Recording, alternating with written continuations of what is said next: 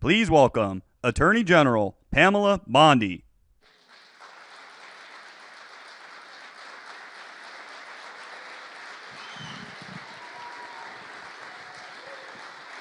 Hi, please be seated.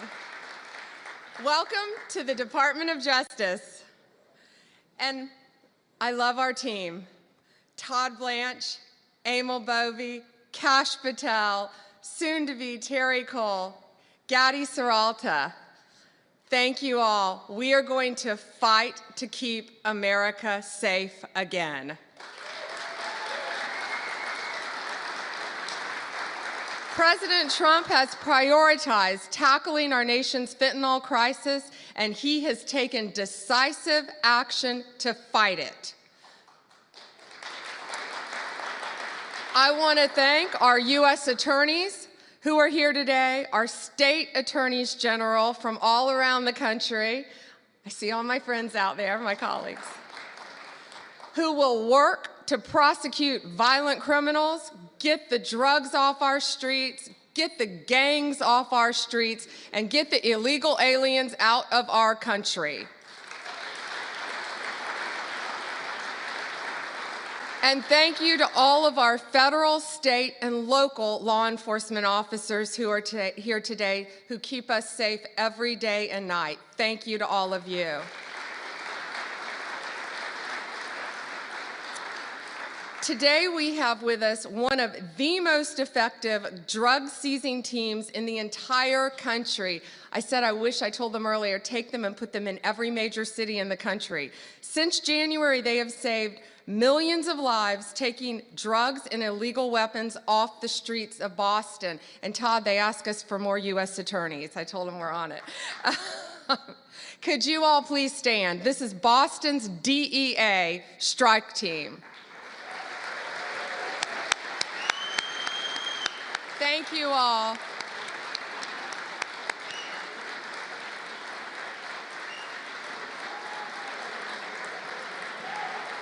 Thank you.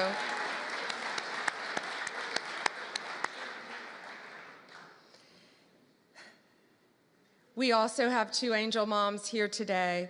Anne lost her son. He was 15. He thought he was taking a Percocet at school, and it was laced with fentanyl. And he was beautiful. And I'm so sorry. But all of these people in this room, thanks to the directive of Donald Trump, are going to keep our streets safe and protect our kids. Thank you for being here.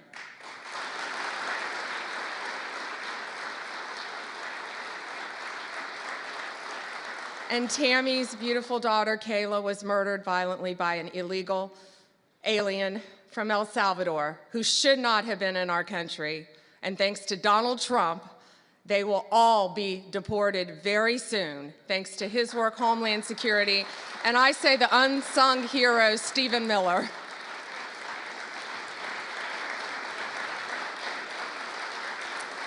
On stage, we have, this is 180 kilograms, it represents, not real, of fentanyl, okay? So this represents 1 kilo of fentanyl.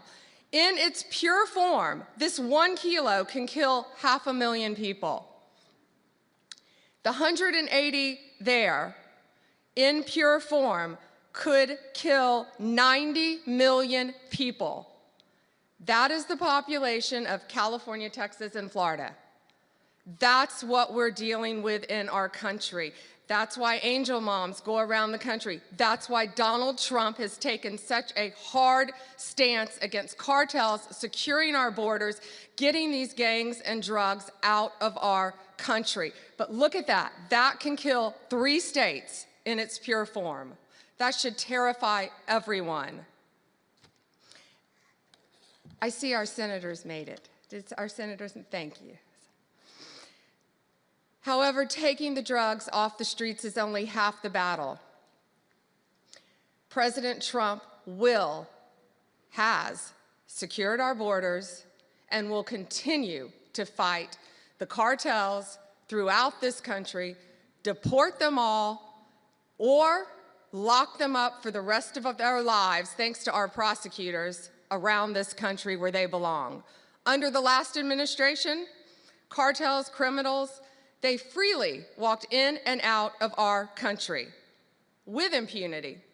No longer. Under Donald Trump, they live in fear, and they better live in fear because we're coming after all of them. I am so proud to have a team with Emil and Todd and all of our great team, and we all work for the greatest president in the history of our country. We are so proud to work at the directive of Donald Trump. It is, he will never stop fighting for us, and we will never stop fighting for him and for our country. It is an honor to welcome to the Department of Justice the 45th and the 47th President of the United States, Donald Trump.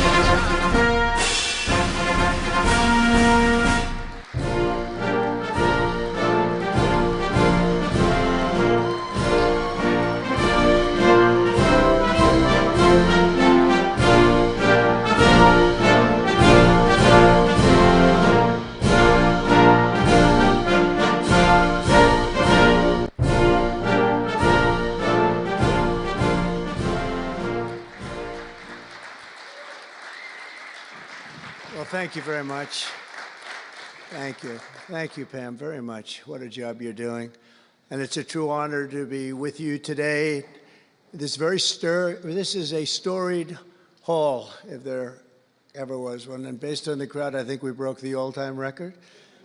But as we begin a proud new chapter in the chronicles of American justice, this really is something. We're turning the page on 4 long years of corruption, weaponization, and surrender to violent criminals, and we're restoring fair, equal, and impartial justice under the constitutional rule of law.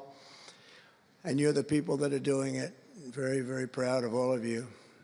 Under the Trump administration, the DOJ and the FBI will once again become the premier crime-fighting agencies on the face of the earth. People ask me, what am I going to do about law enforcement all the time? The fake news back there, they're asking me that all the time. What am I going to do? And when are you going to do it? And I answer them by saying I've already done most of it by appointing the people that I've appointed. They're sitting right here. They've done most of it. I don't do it, they do it. Right, Pam? I think, oh, you are so tough, they just don't know yet. Let me begin by congratulating the incredible people who will lead these historic reforms. And we start with somebody that you just saw, Pam Bondi. She's extraordinary, and I've known her very well for a long time.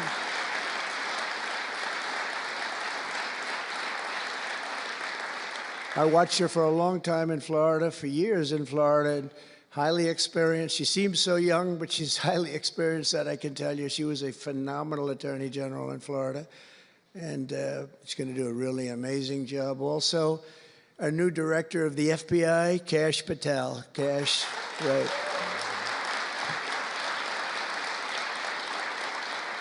A man that I'm very proud of. I've known him and Emil for a long time under tremendous pressure. I saw these guys under some of the most corrupt judges. It's not even imaginable how corrupt they were. And these guys never wilted. They were not shy. They fought. They weren't afraid. And they were brilliant. Deputy Attorney General Todd Blanche and Principal Associate Deputy Attorney Emil Beauvais. And thank you both very much. Right. Great people. They're great people. The Chief of Staff, who's so highly respected, Chad Mizell. Thank you, Chad. Chad? Yeah. Thank you, Chad.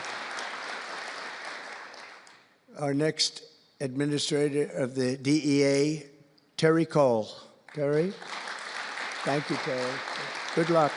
Going to do great. Senior counsel to the Assistant Attorney General for Civil Rights. Boy, I've been watching him on television last couple of weeks. He is really a tough one, and he's a great one. Leo Terrell, you watch how good he's going to be. He's going to be so good. Thank you, Leo. Great guy. Assistant Attorney General of the Antitrust Division, who's got an incredible reputation. She'll do very, very well. Gail Slater. Thank you, Gail. Good luck. Great job. Now, we're joined by many, many great friends and terrific friends, and I won't be able to, too many to name, but some that I just see very quickly. General Flynn, thank you for being here. Here's a man who went through hell, by the way, and he shouldn't have. He's a patriot. He went through hell. We're also pleased to be joined by Senator Chuck Grassley and House Majority Whip. Where's Chuck? Hi, Chuck. House Majority Whip Tom Emmer. Tom, great job you're doing. Representative Guy Reschenthaler, one of the toughest names to say, but I got it perfectly, I think. And State Attorney General Ken Paxton, thank you very much. Thank you very much. Somebody who was with us early on, and she's really become a big star and very popular, Brenna Bird. Thank you, Brenna. Thank you very much. Steve Marshall, Alan Wilson, James Othermeyer, Chris Carr, Dave Sunday, Marty Jackley, as well as White House Deputy Chief of Staff, Stephen Miller. What a man Stephen is. Become a big star. Right, Emil? Steve Miller. Steve has been something very special. For generations, the Federal Department of Justice was one of America's most revered institutions. The men and women of the DOJ brought down the mafia, hunted down the killers, kingpins, and spies, tracked down terrorists and traitors, and tore down corrupt political machines all across America. This department commanded the respect and admiration of the entire world. And with Pam and Cash and all of the people I introduced and far more, big numbers, and all of you sitting back there, I recognize so many of you. But with you leading the way, it'll soon be the most admired and most respected of all. You're going to be more respected, and I really believe that there's also a lot of things to solve, a lot of problems to solve. But that's going to put you in the upper tier and maybe the top tier, and I believe that's going to happen. I'm so proud of the people in this room. But first, we must be honest about the lies and abuses that have occurred within these walls. Unfortunately, in recent years, a corrupt group of hacks and radicals within the ranks of the American government obliterated the trust and goodwill built up over generations. They weaponized the vast powers of our intelligence and law enforcement agencies to try and thwart the will of the American people. You remember the 51 intelligence agents that said, as an example, that Hunter Biden's laptop from hell came from Russia when they knew it came right from his bedroom. They knew that. It was a big lie, and they knew it so well. They spied on my campaign, launched one hoax and disinformation operation after another, broke the law on a colossal scale, persecuted my family, staff, and supporters, raided my home, Mar-a-Lago, and did everything within their power to prevent me from becoming the President of the United States. With the help of radicals like Mark Elias, Mark Pomerantz, and these are people that nobody's ever seen anything like it. So many others, but these are people that are bad people, really bad people. They tried to turn America into a corrupt, communist, and third world country. But in the end, the thugs failed and the truth won. Freedom won, justice won, democracy won, and above all, the American people won. There could be no more heinous betrayal of American values than to use the law to terrorize the innocent and reward the wicked. And that's what they were doing at a level that's never been seen before. And it's exactly what you saw with Joe Biden, Merrick Garland, and their cronies to do the building of the last 4 years. What they've ripped down is incalculable. But what you're going to build up is likewise something that will be breaking all sorts of records. They set loose violent criminals while targeting patriotic parents at school board meetings. They dropped charges against Antifa and Hamas supporters while labeling traditional Catholics as domestic terrorists. The Catholics, we did very well with the Catholic vote, so I want to thank them for that. They really did, record numbers. I would say, what's with the Catholics? They're really after the Catholics, so I don't know. They were after a lot of people. Maybe they didn't even know why. They imported illegal alien murderers, drug dealers, and child predators from all over the world to come into our country while putting elderly Christians and pro-life activists on trial for singing hymns and for saying prayers. They went to jail for that. Our predecessors turned this Department of Justice into the Department of Injustice. But I stand before you today to declare that those days are over, and they are never going to come back. They're never coming back.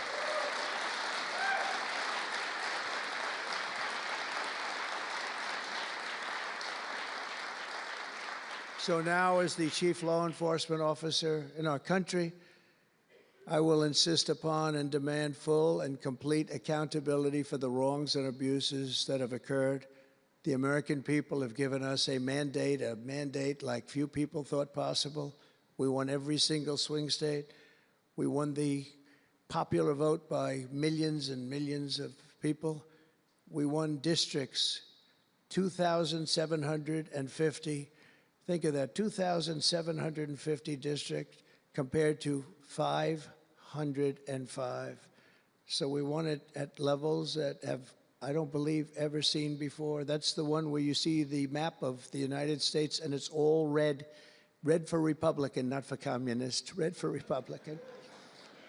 They would like it to turn red for communist, but it didn't work out that way. The American people have given us a mandate and really just a far-reaching investigation is what they are demanding into the corruption of our system. And that's exactly, I'm sure, what Pam and Cash and everyone else mentioned here and not mentioned is going to be doing. We will expel the rogue actors and corrupt forces from our government. We will expose and very much expose their egregious crimes and severe misconduct, of which was levels you've never seen anything like it. It's going to be legendary. It's going to also be legendary for the people that are able to seek it out and bring justice. We will restore the scales of justice in America, and we will ensure that such abuses never happen again in our country. And that's why on day one I signed an executive order banning all government censorship and directing the removal of every bureaucrat who conspired to attack free speech and many other things and values in America. My administration stripped the security clearances of the disgraced intelligence agents who lied about Hunter Biden's laptop from hell. We revoked the clearances of deranged Jack Smith, Alvin Bragg, Letitia James, and the crooked law firms that aided their partisan persecutions. And I went through it. These are state and city courts, and the corruption is unbelievable. We also terminated the clearances of the Biden crime family and Joe Biden himself. He didn't deserve it. In fact, he was essentially found guilty, but they said he was incompetent, and therefore let's not find him guilty, I guess. Nobody knows what that ruling was, but I didn't want any part of it. I think I would have rather been found guilty than what they found with him. They said he didn't know what the hell he was doing, and therefore he's let him go. I said, you know, I'd rather be convicted, Pam, I think, than that. That was not good. I said, please convict me, don't say that. I pardoned hundreds of political prisoners who had been grossly mistreated. We removed the senior FBI officials who misdirected resources to send SWAT teams after grandmothers and J6 hostages. And it was a great honor for me to fire, I will tell you this, a great honor to fire James Comey. A great, great honor. That was nothing. There was no better day. A lot of people said, oh, that's too bad you did that. And they said, that's going to be, and you know what? A year later, they said, that actually saved the administration, because the level of corrupt things that we learned after that turned out to be that they were doing, in fact, really bad things. He was a terrible person, did terrible things and persecuted people, and all in the guise of being an angel, but he wasn't an angel. We created a brand new DOJ task force and anti-Christian bias, and under Director Patel, we're getting the FBI agents out of the headquarters in Washington, D.C., and back on the streets in pursuit of dangerous criminals where they belong and where they want to be. And, you know, you have that big FBI building, and it's a very big building, and they were going to build an FBI headquarters 3 hours away in Maryland, a liberal state, but that has no bearing on what I'm about to say, but we're going to stop it. Not going to let that happen. We're going to build another big FBI building right where it is, which would have been the right place, because the FBI and the DOJ have to be near each other. You can't that's one thing I did learn from this persecution. The FBI and the DOJ work together. Now, in my case, they work together for bad purposes, but they do. They were always together. So how can you have one that's 3 hours away? But one thing I said to Cash, well, we're going to get a great building built. It's going to be a magnificent building. He said, sir, we don't need that kind of room. I said, what do you mean? He said, I'm just going to take a old Department of Commerce building that's about 25% the size, and that's what I need. We're going to have the best staff that you've ever seen, and that's what I need. It's in a nice location, but I don't need that big building. Why don't you just sell the site to somebody, and we're going to be very happy. And they want to have far fewer people, but we also want to have them in D.C., and if for no other reason, we like having law enforcement walking the streets of our capital, because when the bad guys are out there and they see there's an FBI agent, that's the ultimate in law enforcement, and they're not going to be acting so bad. We're cleaning up our city. We're cleaning up this great capital, and we're not going to have crime, and we're not going to stand for crime, and we're going to take the graffiti down, and we're already taking the tents down, and we're working with the administration, and if the administration can't do the job, we're going to have to take it back and run it through the federal government. But we hope the administration is going to be able. So far, they've been doing very well. The mayor's been doing a good job. We said there are tents galore right opposite the State Department. They have to come down, and they took them down right away. And so far, so good. But we want to have a capital that can be the talk of the world. When Prime Minister Modi of India, when the President of France, and all of these people, the head of Prime Minister of United Kingdom, they all came to see me over the last week and a half. And when they come in, I had the route run. I didn't want to have them see tents. I didn't want to have them see graffiti. I didn't want to have them see broken barriers and potholes in the roads, and we had it looking beautiful. And we're going to do that for the city. And we're going to have a crime-free capital. When people come here, they're not going to be mugged or shot or raped. They're going to have a crime-free capital again. It's going to be cleaner and better and safer than it ever was, and it's not going to take us too long. There's a new phenomena that is taking place where these violent, vicious lawyers that we have all over, they play the ref. You know what playing the ref is? Like the great Bobby Knight basketball coach. He'd scream and scream at the ref. He'd scream. I watched it. By the way, I love Bobby Knight because he endorsed me. And having Bobby Knight's endorsement in Indiana was an extremely good thing. A friend of mine said I was running in Indiana at the time. This was early on, 2016. And I was doing great. But a friend came up and said, you know Bobby Knight? I said, no, I don't. But I hear he was a tough cookie. He said, not only tough, he was beyond tough, but he's the most popular guy you can imagine. It turned out he wanted to endorse me. He called me about 2 years before. He said, sir, I'd like to endorse you. I said, is this really Bobby Knight? I said, it's me. I could tell it was Bobby Knight.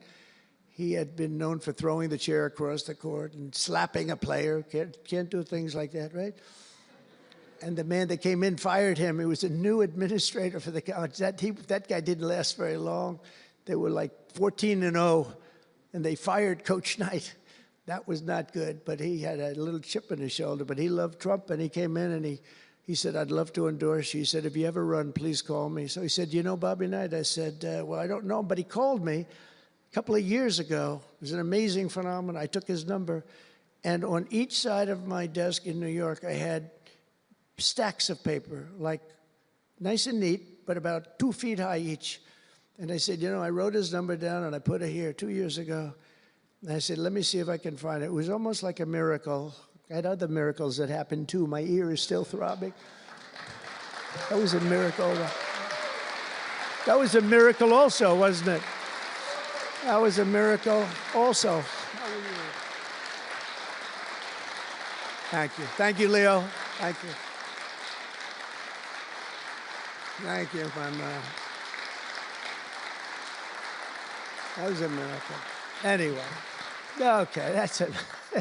That's very nice, thank you. But, so he said, Bobby Knight. So I said, you know, I put his name down and I wrote it down. It's in one of these stacks. I lifted up. There would have to be 2,000 to 3,000 pages in each stack. I lifted it up, the first one, had no idea.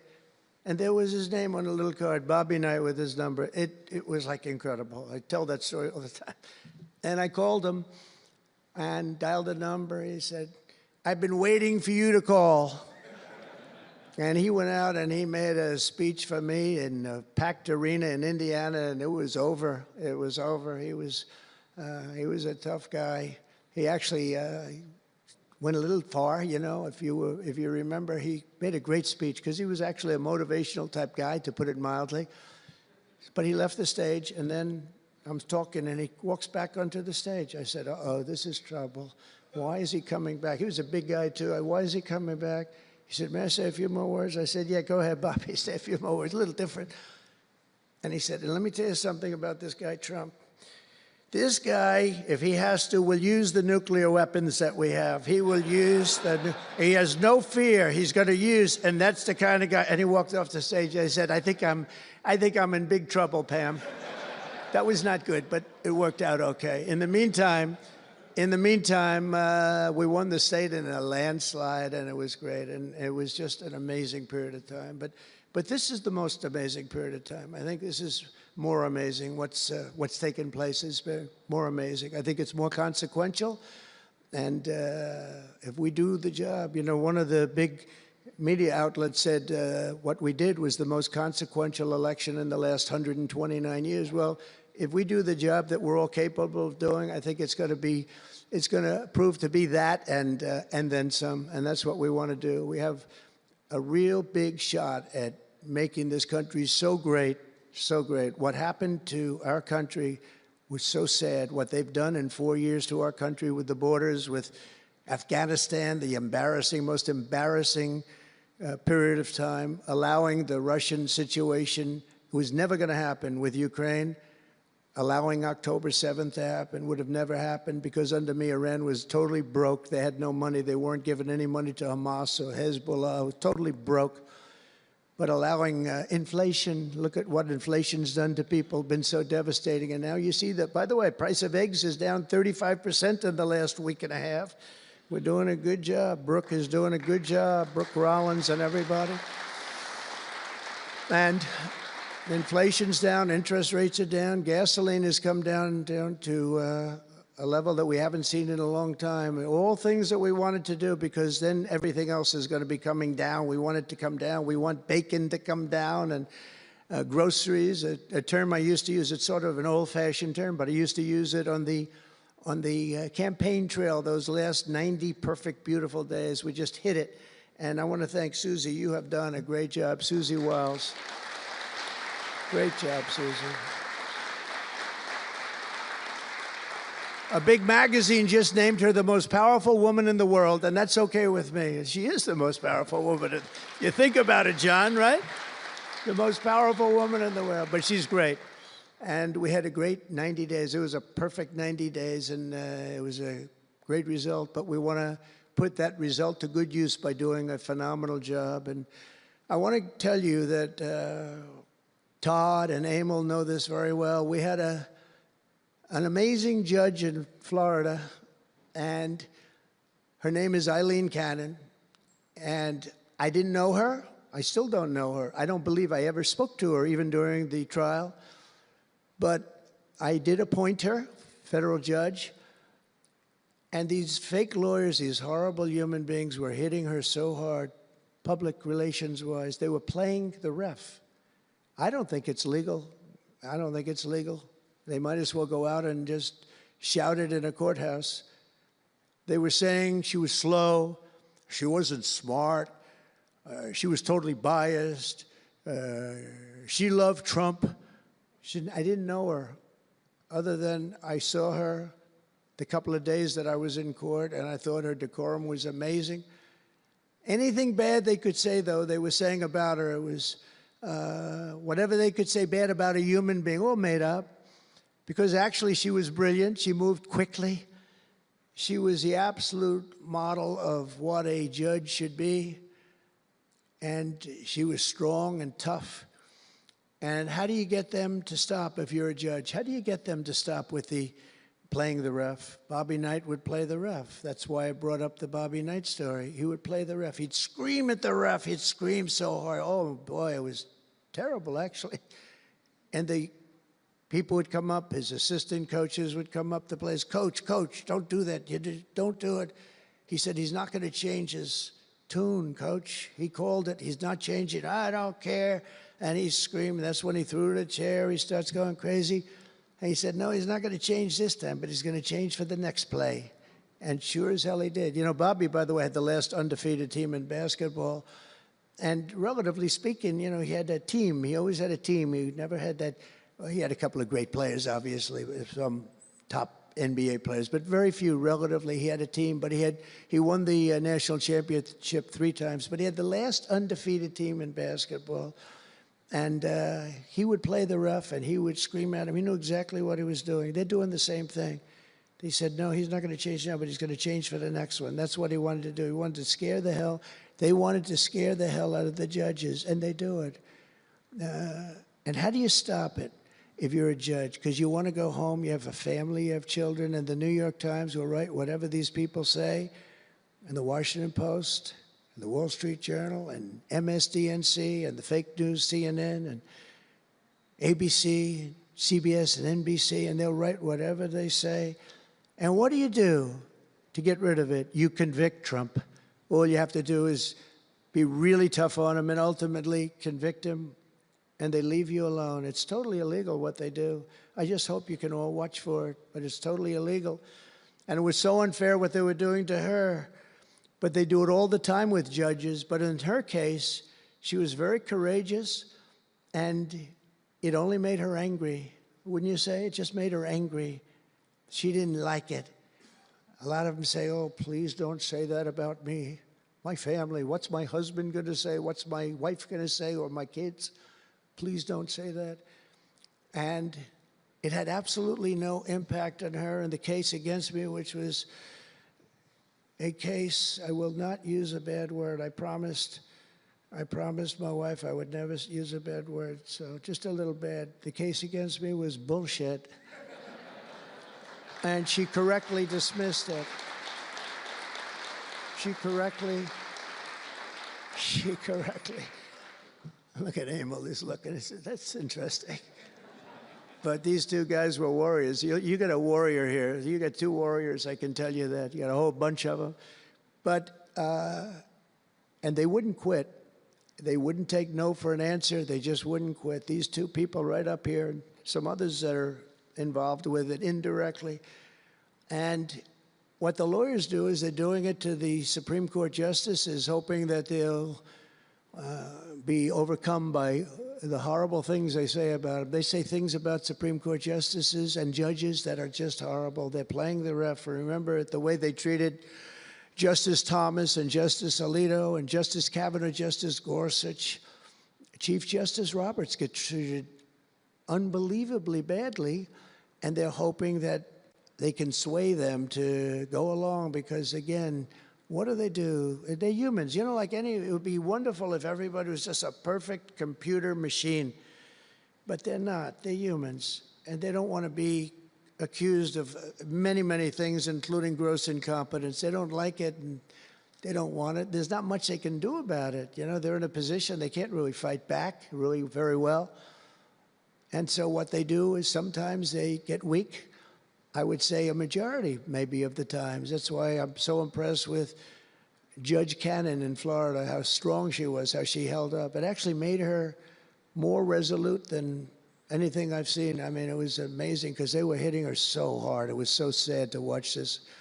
But it's sad what they do to other judges. It's very sad what they do to the Supreme Court.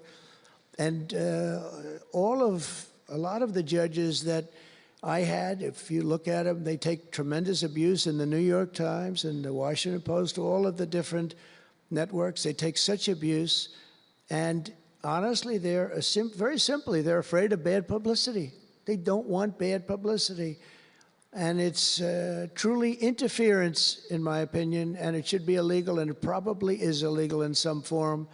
There's no difference than speaking to a judge or shouting to a judge or doing whatever you have to do in a courthouse. They're doing it behind the back. They're usually doing it anonymously. They're saying anonymously, off the record, the judge is no good, but everybody knows where it's coming from.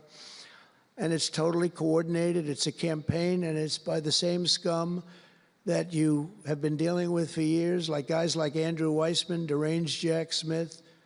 There's a guy named Norm Eisen. I don't even know what he looks like. His name is Norm Eisen of Crew. He's been after me for 9 years. Now, Crew is a charitable organization. And the reason I'm saying this, Todd, is I'm only going to get one chance to say this.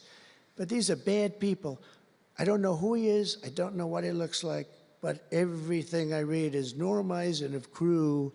And Crew is a charitable organization. And that's a political thing. His sole life is to get Donald Trump. And he's been vicious and violent, and he's trying, and he probably had pretty good success over the years. But with me, how did he do? I think I'm president. Am I here because I'm president? But we had to take all of that abuse. Even during the trials, we had to take tremendous abuse. Like, you know, these wonderful guys, they're not legitimate people. They're horrible people. They're scum. And you have to know that. And you're going to have these cases where you can't allow yourselves to be deflected. You just can't let it happen. You have such a higher calling.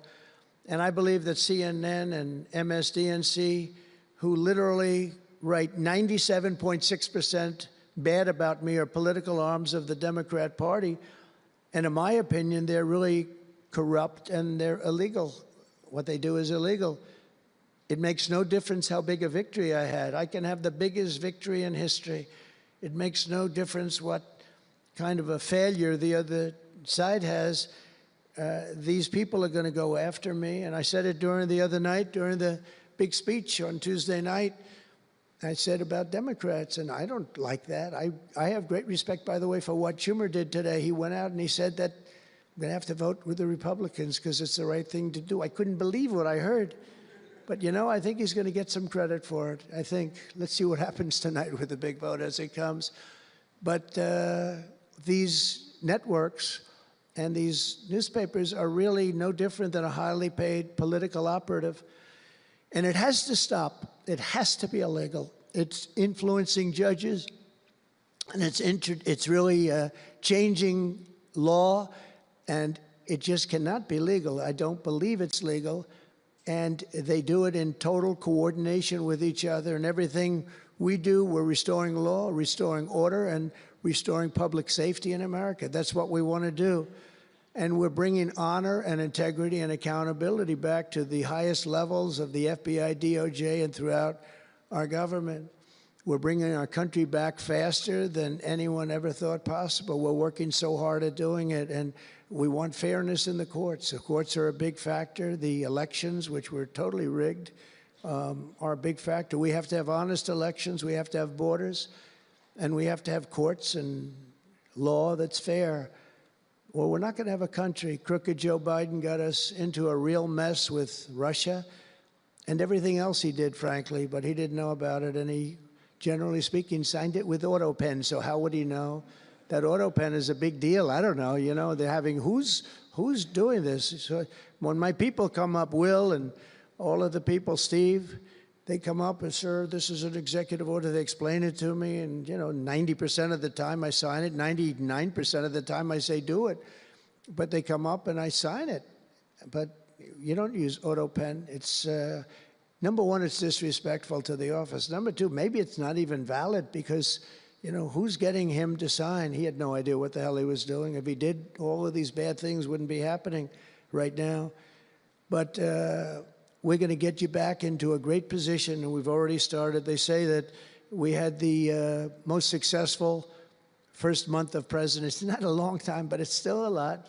It's like if you're a golfer, sinking a 3-foot putt on the first hole gives you confidence to sink something on the second hole. But if you miss that first putt, you don't like to have the putt on the second hole and the third hole. It could be a very bad experience. It's nice to get that first month, and now we have more than a month. Now we have a month and a half, and it's going really, really well. I can tell you as a little secret, although the cameras are blazing back there, so it's not that much. But I think we're doing well, as you have been hearing about Ukraine. I think we're doing now well with Russia.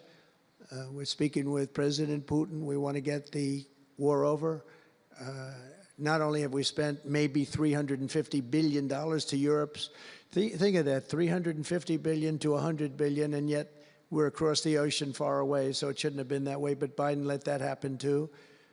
And we're getting a deal where we're going to get that back, but much more importantly are the lives that we're talking about. On average, 2,000 young people are being killed every single day. Now, they're not from here. They're from nowhere close to here, but they're young people. They're human beings, and they have parents. They have sisters and brothers, the mothers and fathers, the friends and the families and the towns where they grew up. And they're losing, on average, 2,000, even 2,500 a week. And I want to get it stopped. And we've had some very good calls today with Russia and with Ukraine. They've agreed for a ceasefire if we can get it with Russia. And it's not easy. It's a tough one. But I think we're doing it. And as the Secretary General said yesterday of NATO, a terrific guy, he said without Trump, we wouldn't be talking about it. It would just go on for years, and millions more people, millions of people have been killed, but millions more people would be killed. And he said it was a great honor. Without me, it would just keep going on. We're looking for the ceasefire now with Russia, and we've had some very good talks about it. We've had some very good responses. And I can tell you that there was a case where there would have been no war if I were president, and it's just 100% would not have happened, would never have happened. I used to speak to President Putin a lot about it. I said, don't do it. Don't do it. I won't tell you what the consequence was. I won't tell you what he's, but if he believed even 5% of what I said, then he would say, I'm not going to do it. And I think he did. But we had a good relationship, and we had a professional relationship, and his respect for this country. And I think we've had some very good results. So, you know, I haven't been able to say that to anybody else. I haven't wanted to say it until just before I came here. I got some pretty good news. So, but we have to see what happens. It's still a long way to go. The fighting is unbelievable. Russia has a large group of Ukrainian soldiers, as we speak, surrounded and in grave danger. They've been able to surround them. They're in grave danger. Biden should have never let this war happen. First of all, you don't want to pick on somebody that's a lot larger than you, even with the money. There's a lot of money that we gave them and a lot of equipment. We make the best military equipment in the world, but even with all of that, it's unbelievable. Right now, you have a lot of Ukrainian soldiers that are encircled and in grave danger, and I've asked them not to kill those soldiers, please, not to kill those soldiers. We don't want them killed. It's such a shame to see what's happened. A thing like that would have never happened. Inflation would have never happened. October 7th would have never happened. Israel, Iran had no money. They were totally broke. Think of it. They had no money to give to anybody. They were totally broke. And within a short period of time, as soon as Biden came in, he took out all the sanctions. In China and everybody else that wasn't buying oil from Iran was buying it at levels that they never spent before. And it was a sad thing. And if you look at Afghanistan, that was probably what got Putin started, because when he looked at how horribly we looked, I think the most embarrassing day, not that we got out because we were getting out. I would have been out faster than them. I was the one that got it down to the right level. But we would have kept Bagram, the big Air Force base. We would have kept it. Right now, China occupies Bagram. And the reason we would have kept it is because they were 1 hour away from where China has and builds its nuclear missiles and weapons. And they gave that up. At the dark of night, they left the lights on, and They left the dogs behind, by the way. A lot of people say, what about all the dogs? They had a lot of dogs, and they left the dogs behind. And what a shame, what a shame. The way we got out, I think it was the most humiliating time in the history of our country. The way it happened, not that we were getting out, because we wanted to get out, but we would have gotten out with dignity and strength. And what a difference a rigged and crooked election had on our country when you think about it. And the people who did this to us should go to jail. They should go to jail. So I just want to say God bless America, because we have to say God bless. We're lucky we're still here, frankly. And this whole thing could lead, I think we have it. I think we have it. But this could lead to World War III very easily. Could very easily lead to World War III, but I think we're in pretty good shape. A lot better than we were before we got involved, that I can tell you. That was heading into World War III territory, and that would have been a war like no other because of nuclear weapons and other types of weapons that people you don't even want to know about. But as many of you do know, well, we're focused on persecuting, and these people were really focused on persecuting Republicans. The last administration presided over the worst increase in violent crime in our country in many, many decades. We had levels of violence and crime, and a lot of it had to do with the illegal immigrants that came in. Remember when I used to complain about it? Because I knew how tough they were, how mean they were. And they said, no, people that come into our country are all wonderful people. No, they're not wonderful. These are stone-cold killers. These are killers they make our killers look nice by comparison. They make our killers look nice. These are rough, tough people with the tattoos all over their face. Historically speaking, I don't want to discriminate against anybody, but historically speaking, they're not going to be the head of any major bank that we know of. These are rough people. These are rough killer people, and they allowed them in by the millions. In major cities like New York, Chicago, and Washington, mothers can't walk their children to the park without fear of being shot or killed or raped or anything. Women can't ride the subway without worrying that a hoodlum will shove them onto the train tracks.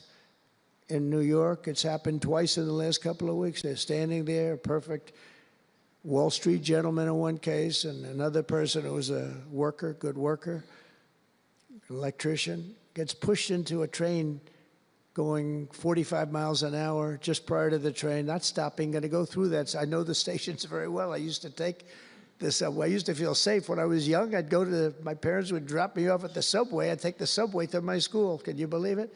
Today, they wouldn't be doing that.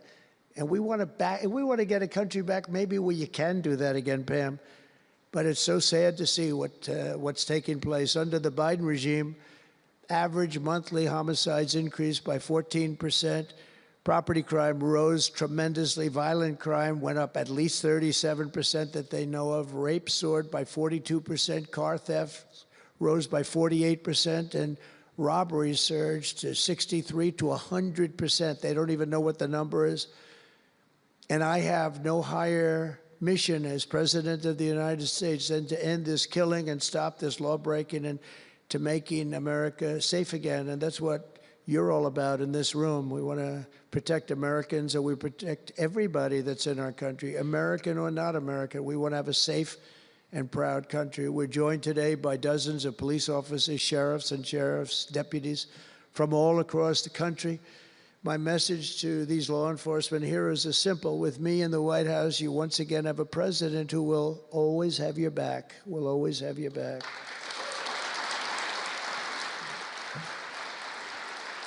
Thank you, fellas. Thank you.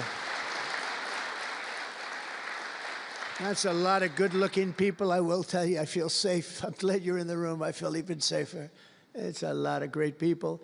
On day one, I signed an executive order directing Attorney General to ensure that anyone who murders a police officer immediately, with as fast a trial as we can have, gets the death penalty.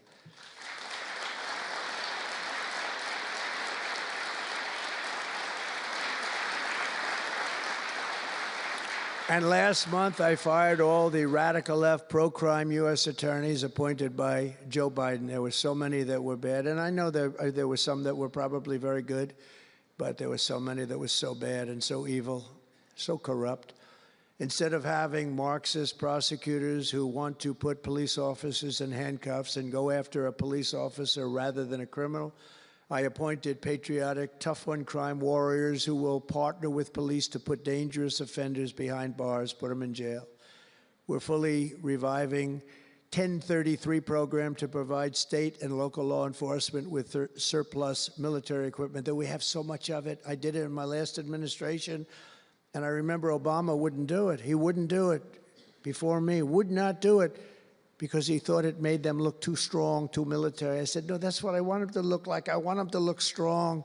And it was protective, defensive equipment. We had billions of dollars. I gave it out, and now I'm going to have a chance to give it out again. They didn't want to do it with Biden, and Biden didn't know why. I didn't, you know, if they would have asked him, he wouldn't have been able to answer the question. He could never answer a question. They said my press conference yesterday was longer than all of Biden's press conferences put together for the last 4 years.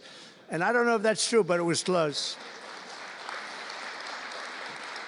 And perhaps most importantly, we're securing our border and repelling the invasion of America. We have, you see the numbers have come down. So, and Tom Homan and Christie have been incredible. Christie Noem, secretary, she's done great. And Tom Homan is, I don't know if Tom Homan's here, but wherever he may be, I think he's chasing people out of our country.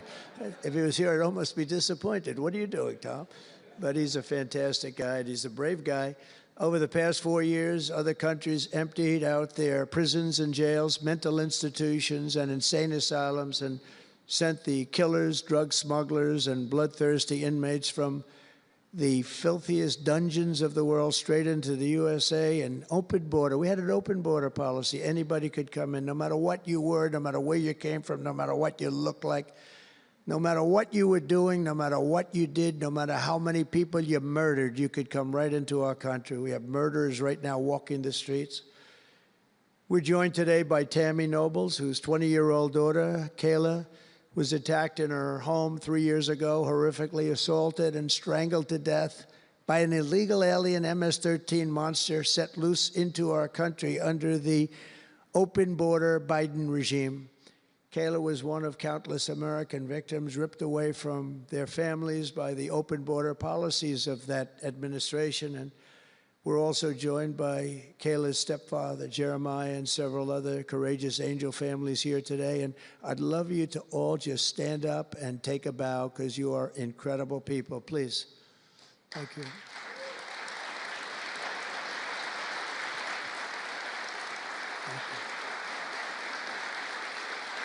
Thank you.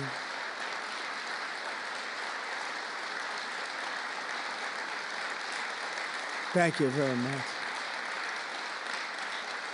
Thank you. But I want you to know that we are working every day to expel these savages from our country and ensure that what happened to your loved ones will never happen again. So their legacy is going to be a great one. Thank you all very much. We appreciate it.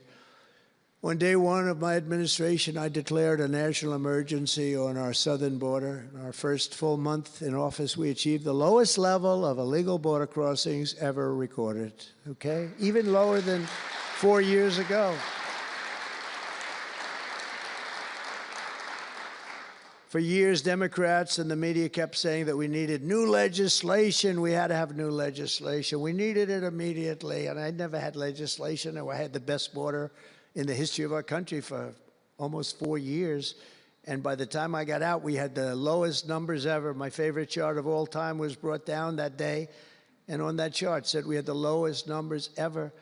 But it turned out that we really didn't need new legislation. All you needed was a new president.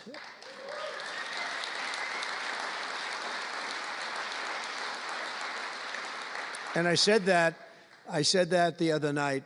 That's all you needed was a new president saying, close the borders, because the Border Patrol is unbelievable, ICE is unbelievable, and all of our law enforcement is just incredible. All of you guys are amazing, and the people of our country respect you and they love you, and a lot of times you don't hear that because you have to listen to the fake news back there, but They have great respect for you, so I just want you to know that. And you know, that includes our fire departments, too. They don't get spoken about enough. You know, they go into some of the areas I read where they're shooting them off ladders. Can you believe it? They go up to put out a fire, Leo, and they go and they shoot them off a ladder. It's just unbelievable. These firemen and women are incredible. So I want to put them in the same category because they're just incredible. I also like that the fact they voted for me like at 94%. So I have to mention them. I have no choice, right? But the truth is they're phenomenal people. The law enforcement, fire, everybody, they're phenomenal. Basically first responders, because that's what they are. They're first responders. And we're ending the migrant occupation of America. And what we're doing now is we're liberating our cities and our suburbs and our towns. And you see a big difference. I'm getting calls all the time from even leaders of other countries saying, sir, the whole world feels liberated now. It feels like there's a light over America, but there's a light over the whole world. I hear that so much. It's so nice to hear, too. And I feel it. I mean, I feel it. I look at it. I see the polls. I don't know if the polls are right, but they're certainly very good. I'll take them right now. It's amazing, amazing what's taken place in such a short period of time, really 6 weeks, but it's longer than that. It's really November 5th. I think that hopefully will go down, if you do your job great, it'll go down as the most important day, one of them at least in the history of our country. You know, July 4th was pretty, 1776, it was pretty important too. But let's see if we can top it. Can we top it? I don't know. That's a tough one, but we're going to try. But it will be one of the most important days in the history of our country. So I think, and I think everybody in this room wants that to happen. Last month, we officially designated MS-13 and Tren de Aragua. That's the Venezuelan gang, the toughest gang, they say, in the world, and the Mexican drug cartels as foreign terrorist organizations. That's a big deal. Nobody wanted to do that in the past.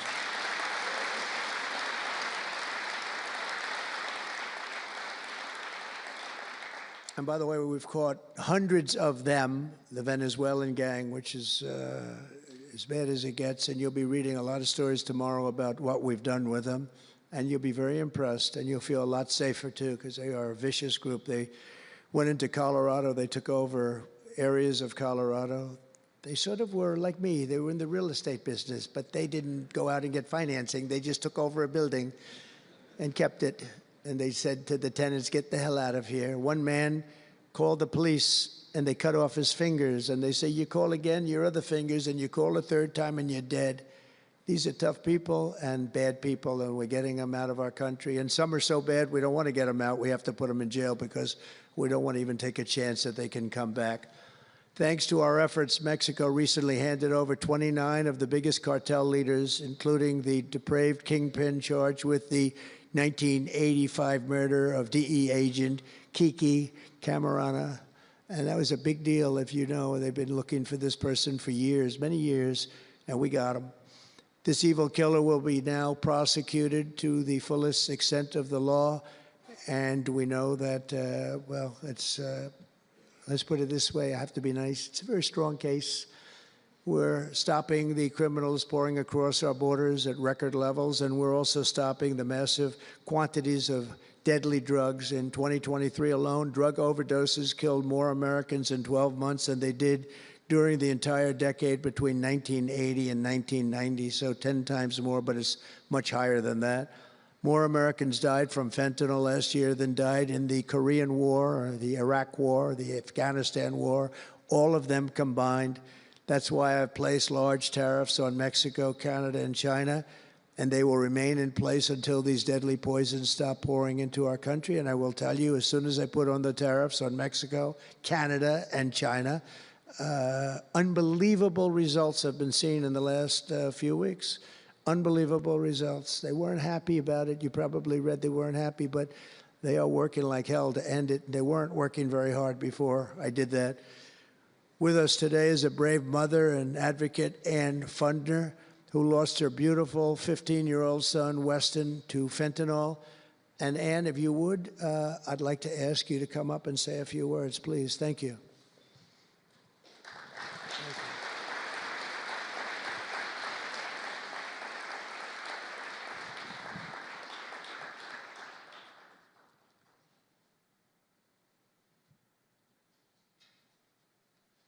Thank you very much.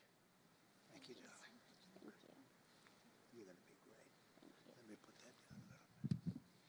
Thank you. Well, first I want to say thank you. I think this is the biggest honor of my entire life, being on stage with President Trump. But I want to tell you a little bit about my son, Weston, who absolutely loved President Trump. He had a beautiful Trump 2020 flag hanging in his bedroom, and he had it on the beach one day, and we took a picture, and it became our 2020 Christmas card with the most perfect slogan for President Trump: peace on earth. What would happen in the next 4 years would be devastational to our country and our safety of our children. And in 2022, Weston lost his life, a freshman in high school at the age of 15, from a single pill that took his life. The cartels were allowed to operate on American soil and took hundreds of thousands of American lives. And so we knew there was only one person that could save us from the devastation on our American soil, and that was President Trump. And so in 2024, we did the best thing that we could do to keep America safe again, and we elected President Donald J. Trump. Thank you. Thank you. Thank you.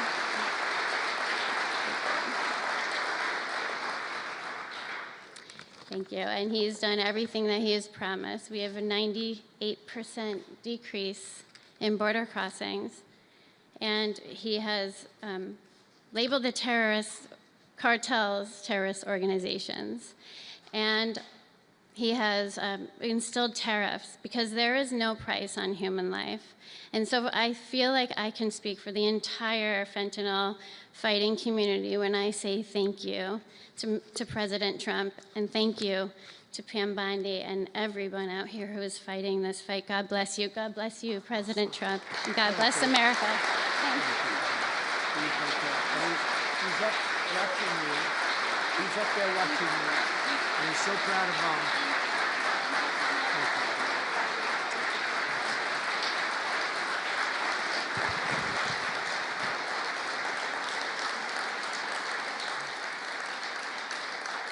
Thank you, Ann, very much. Weston is, I just said to Ann, Weston is up in heaven watching his mom, and he's so proud of you. He's so proud of you. Thank you. We're also joined today by a number of other American families who have lost loved ones to fentanyl, and I'd love you to just stand up for a second, and we want to acknowledge you, and also your daughters, your sons. They're looking down on you, and they're loving you like crazy. So thank you very much. Thank you. Thank you. Thank you. This department will not rest until we have ended the fentanyl epidemic in America once and for all. In less than 2 months since I took office, the DEA and FBI have seized nearly 1 million deadly doses of fentanyl, and that's just the beginning.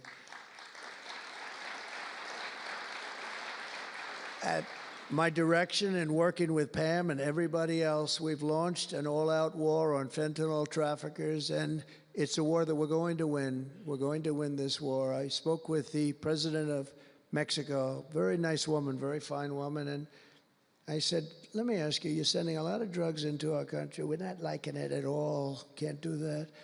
But I said, is Mexico, does it have much of a drug? She said, no, we're not a consuming nation. I thought it was an interesting term. And I said, why? And which I've heard also, by the way, they're not a consuming nation. They distribute, but they don't consume. But I said, why are you not a consumer? Well, we're very close with family. I said, so we're very close with family, too. I mean, our families are being devastated, and we're just as close. Why else? She said, well, we spend a lot of money on advertising saying how bad drugs are. They're very rough ads. They show the skin falling off and the teeth falling out and going blind and losing hair and everything that these things do. You look like you just came out of a horrible concentration camp. And she said it was, they're rough ads. And it's not often that I feel I've learned something from a phone call, because I've had a lot of phone calls over my life. But I realized right then and there what a great idea that is. And we have hired, Susie, a great person who did a lot of our campaign work, and we've come up with an advertising campaign that's, I think, really incredible. More than anything else, it's terrible to watch. Terrible to watch. It's the only way it's going to work.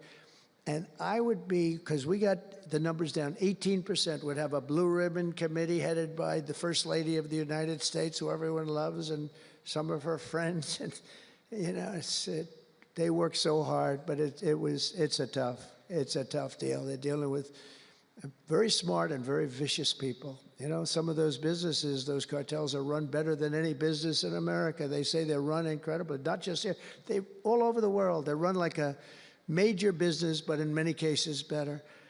And I said, we got it 18% down. Well, 18% is incredible. It's like a record, but when you think of it, it's not very much. And the way you get it down, if you want to get it down to close to 100%, is with the death penalty. But I think maybe America is not ready for that. China has the death penalty. Singapore has the death penalty. Various places have the death penalty. Wherever you have the death penalty, you don't have drugs. But I just don't know if this country is ready for it. So I tell people, and it's always an option, but I don't know. I just don't know if you're ready for it, and that's okay. It's nothing you can do. But what we're going to do is we're doing this campaign, and I think we can get it down 50% with this campaign, because when people see all the horrible things that these drugs do to you, we're especially focused on fentanyl. When they see all of the horrible things that happen when you take drugs, how you look, you lose your look. Everyone's vain. They don't want to lose their look. The look is so important. And I think when they see these things, they may say, you know what, I'm going to take a pass. But there is big danger. Pam and I were talking about it before. A lot of people are taking fentanyl and not even knowing. They think they're doing something else, or maybe taking another drug, but at a much lower level. And they die. You can put on the pin, think of this, the head of a pin, fentanyl, and it's too much, and it will kill the strongest person in the room. And it's amazing. But we're going to do this campaign. It's going to be launched fairly soon, Susie. And I think it's going to have a big impact. I think if we got it down by another 30, 35 points, and I really believe we can. I think that's an incredible idea. So I thank the President of Mexico, actually. It was a call on tariffs, and we talked about drugs. And she gave me an idea that I think will be very successful, and based on what I saw, it's going to be amazing. Under our leadership, this department is once again laser-focused on protecting the American people. We're defending our borders, our streets, our children, and our good, really God-given, this is God-given rights and liberties once and for all. We're going to defend our country, and we're going to defend our rights. Etched onto the walls of this building are the words English philosopher John Locke said, "Where law ends, tyranny begins." And I see that, and I saw it over the last 4 years when somebody was allowed to attack viciously with this department and the FBI. His political opponent, how did that work out? Didn't work out too well, but it wasn't pleasant. It wasn't pleasant. I was attacked by a political opponent, and probably it helped that I was attacked more than anybody in the history of our country. Alphonse Capone, the great Alphonse Capone, legendary, Scarface, was attacked only a tiny fraction of what Trump was attacked. And maybe it worked out well. I don't know. If I had to give it up, I probably wouldn't, but only because I've gone through it. But I wonder what the difference would be. Maybe they helped get me elected by those margins, the big mandate that we received. But you can't go after your political opponent. Nobody's ever seen anything like it, actually. And hopefully they won't see anything like it. But now, with the return of law and order, the entire world is witnessing the triumph of American justice and American freedom. That's why we're here today, gathered with people that have love for our country. In the coming years, we will revive the storied legacy of this department. It's happening right now. You can feel it.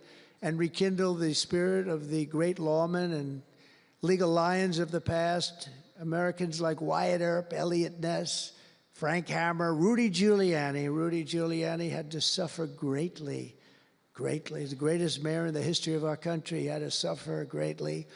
Ed Meese, Antonin Scalia, Robert Jackson, and Robert F. Kennedy.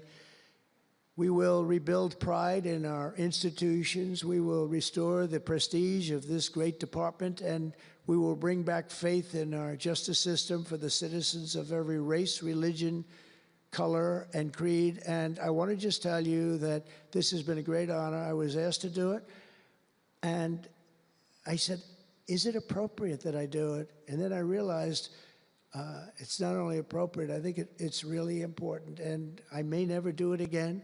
I may never have another chance to do it again, because this is something that I'm leaving to the greatest people I know, the best people, the smartest people, the toughest people I know. And they're going to do an incredible job. And it's an honor for me to have won this election so that I can appoint these people to do their job, and they're going to do it like you have never seen. So I just want to wish all of you good luck. It's going to be an interesting journey. Not going to be easy, but you're going to win. You're going to win, win, win, and fight, fight, fight. And it's going to end up being a tremendous result for this country. So thank you all very much. God bless America. God bless you all. Thank you.